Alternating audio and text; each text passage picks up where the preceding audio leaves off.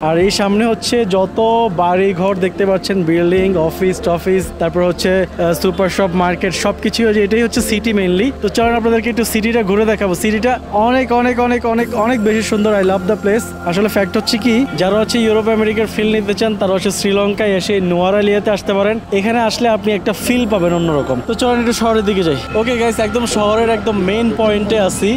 তো এইখানে একটা জিনিস দেখলাম যে শহরটা অনেক ছোট, ট্রাফিকের ব্যাপারগুলো এত জোস। প্রতিটা মোড়ে মোড়ে হচ্ছে ট্রাফিক পুলিশ, আর খুব সুন্দরভাবে হচ্ছে আপনার কোনো রকম যেন জ্যাম জট না লাগে, এই জন্য হচ্ছে একদম অল টাইম মোটামুটি ট্রাফিক পুলিশ থাকে।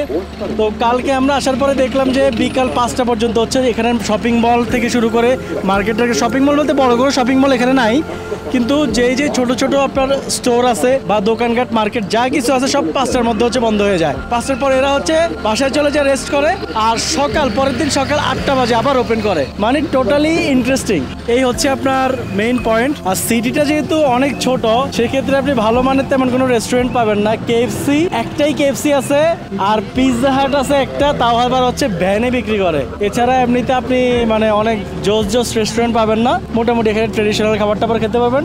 কয়েকটা স্মার্ট কফি শপ আছে, আর কেএফসি আছে একটা। কালকে আমি যখন এই এটিএম বুথে আসছিলাম, এত পরিমাণ ভিড় এই এটিএম বুথের সামনে, এখান থেকে সিরিয়াল দিয়ে